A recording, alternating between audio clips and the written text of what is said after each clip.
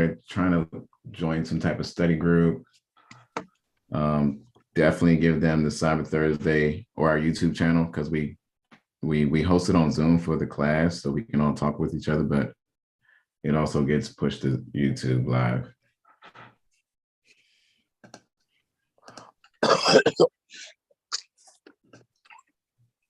All right. I think we're good. I got that set up. Hey, Larry, this is a few of the folks in the new class. Y'all, Larry was in the last class. If y'all got any questions for him, feel free to ask him. Larry, is there any type of advice or anything you would mention to the new folks getting started this week? Honestly, for me, you just gotta stay on top of your stuff, study, and use a lot of resources that you can, especially in Discord. Toby does really well with breaking down things, especially for those like me who didn't have any experience at all coming into this field. So just study as much as you can, ask as much questions as you can. No questions is stupid. No questions makes you feel dumb. Trust me, it's gonna help you. It's gonna help somebody else in the long run. So yeah, don't feel like just because you have a stupid question and you don't want to ask, you feel shy or anything like that. Just go ahead and ask it, because trust me, it's gonna help you out moving forward. So yeah. Thanks for that, man. And y'all, if y'all ever have a question, feel free to ask him. He was just in the class. All right, he's focusing on his exam right now. Feel free to reach out on Discord.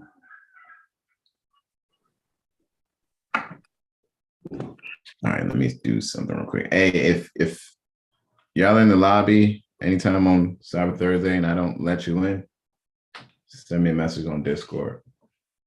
All right. So what I wanted to talk about today, y'all, is the concept of application servers. Cyber Thursday. Let me Class on Thursday. Yeah. Real quick. There you go. So the concept I wanted to talk about real quick was application servers. All right, this is going to be an important concept moving along, because I mean, we have application servers all around. All right, the application we were talking about today was a vulnerability application. All right, this is an application. We kept drawing this computer out in class today. This vulnerability application, you just download it online, right? Let's say software. Well, let me not do that. I don't want you all to go to a bad website. Let's say Nessus.com. Nessus is a vulnerability scanner, right? You go to Nessus.com. You download the Nessus application onto your server. Now you have a vulnerability server. Okay, all these applications that we're talking about, vulnerability applications, firewalls, we're going to talk about proxies later, websites, web applications. They are literally software that you download from the internet and you configure it. You install it on your server. You install and configure, right? You set it up. And now that server is a vulnerability scanner. All right, so how do we make a vulnerability server? First, we get a server. First step. Then maybe you're logged onto the server, you go to Nessus.com and you download Nessus. You install it on your server. You set it up. Now you have a vulnerability server. Now this server can scan other computers. What's one type of scan that we can do, y'all, that we did today?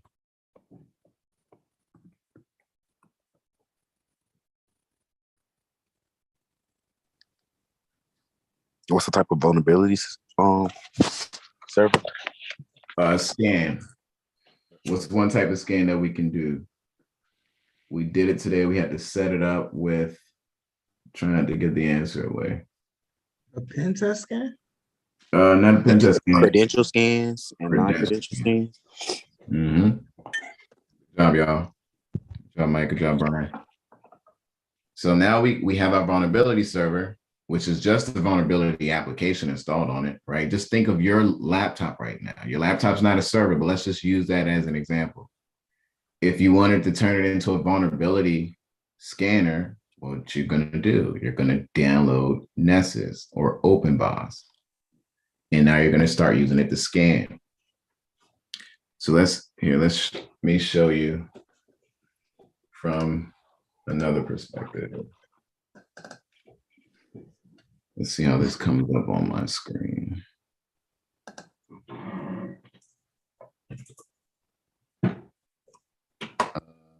My screen share? Oh, there it is. All right. All right, so over here, let's just imagine this is a server right now, okay?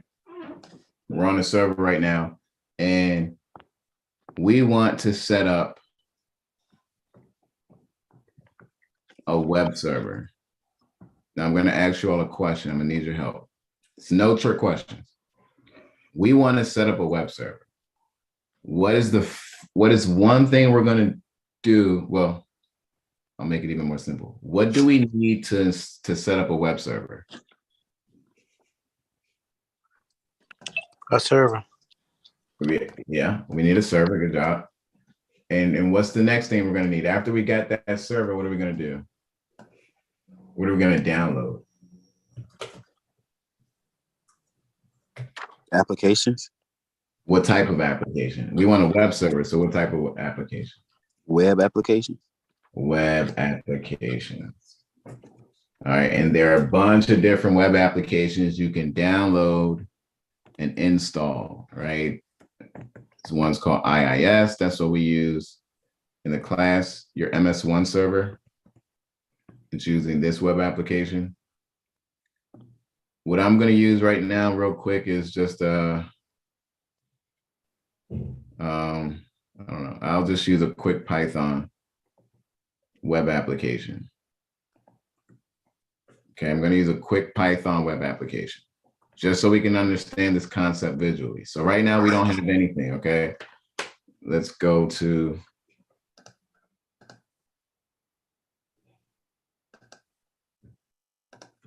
this right here. There's no website here yet. All right, if I type in my web address, let me move this. If I type in my web address, you see there's no website here yet. It says unable to connect. All right, this is my IP address right now for my website. But right now there's nothing there. Why? Because I didn't download the web application and set it up. All right, so I already have it downloaded. All I got to do is set it up. All right, so if we just do 3 dash, I just type this command here, and you all don't have to write this down, but what this command is going to do is going to use Python to start up a web server on port 8. Okay, this is my web application. All I got to do is type that to start the web application. It's already downloaded on here. This is the computer we're on. Our web application is going to be a Python web application, PyWeb. All we have to do now is turn it on for our web server to be a web server. A web server is just another type of application server. Vulnerability server, another type of application server. Why? Because of the application that's installed on the server. Okay, there are thousands of different application servers. That started up. If I go here now, this should work, hopefully. Still doesn't work. It sucks. Horrible demo. There we go. But that's not what I wanted to show. So far. I could have just did it with Apache. I don't know why I did it this way, but there you go. And now we have our web application. Yeah, this is another web application that I should have just used, Apache. I don't know why I used Python. I wasn't thinking about this. Probably because all the pen testing I was doing. But here's our web application, y'all. So that we did the same thing in class, actually, right? With our vulnerability application, we had to start it. Remember, we started it first. Yeah. We had to start the application before we used it. It's the same thing. Any questions, y'all, on application servers? All right. Laurie, was there something specific you wanted us to talk about this Thursday? Anything you were studying or wanted us to clarify? I'm just soaking up the knowledge, man. You can't get you can't have enough knowledge with this stuff. So I'm studying for the exam now, but all this stuff is still, kind of going back in class when we did it a couple of weeks ago. So I'm just watching you do you. That's dope. That's dope. That's dope. That's dope. So you say Apache is easier than Python? Here, let me show you. It's not easier. It's just simple to start up. Like, right, for me to do what I did, I had to come into this directory, and a directory is just the folders within folders. So I had to come inside of my var folder to get to my www folder, to get to my HTML folder, and then I ran this Python script, right? I'm not in that directory anymore, right? I'm not in that var HTML www. If I just started up Apache, it'll do everything for me, right? If I refresh this, it's gonna break because I don't have Python started. So if I start up, dang, I don't remember what it's called, sudo systemctl Apache start, I think. Start Apache 2. All right, cool. So now instead of me typing in that Python command I just told my system to start the Apache application that I downloaded a long time ago.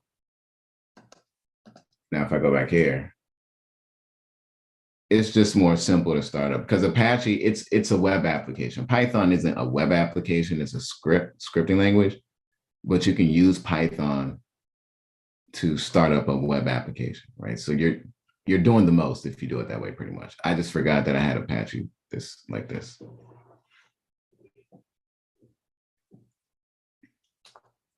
Good question, man.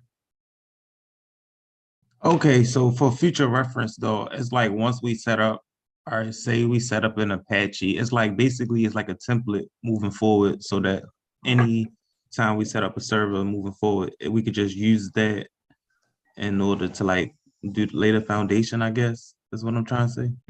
Yeah, so let's say you wanted to set up a website. To set up a website, one, you already know you need a server. Two, you need a web application. So you can literally just download a web application. We're going to use Apache. So now for Apache to work, or for your web application to work,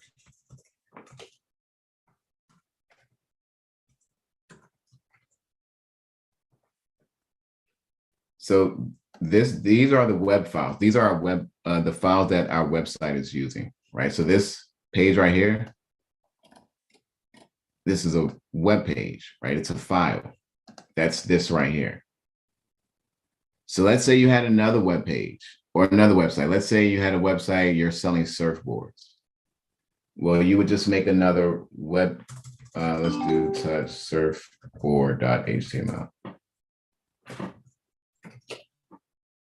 You would just make a website file called surfboard for your surfboard website.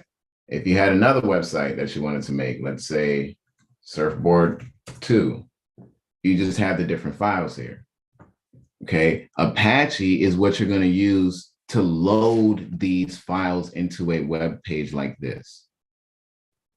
Just like Instagram is an application you're going to use to post pictures. Apache is an application you're going to use to load your web files.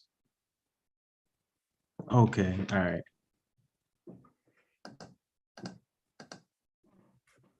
Like if I tell me HTML web page, if I just download one real quick, I don't know too much HTML.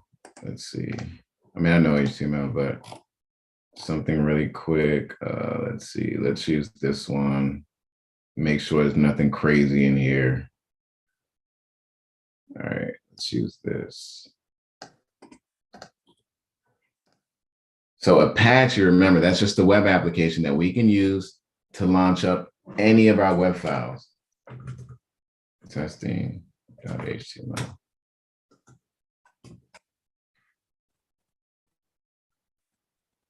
I'm just pasting this into a web file right now. Oh, crap.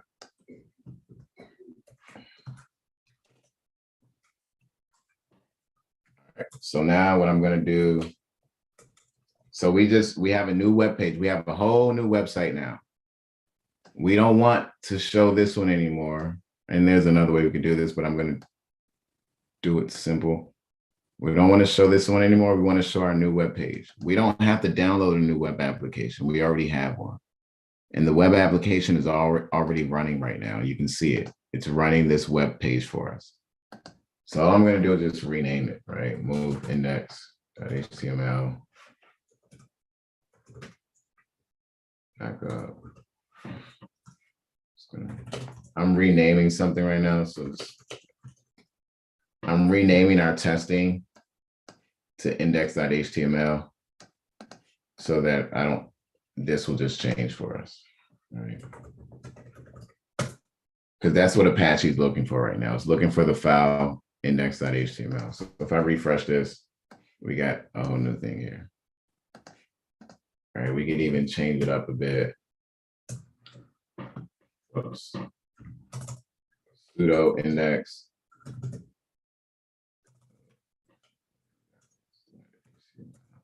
Let's add your name. I'm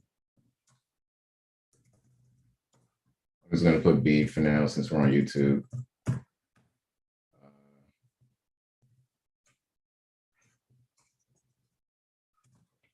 Class.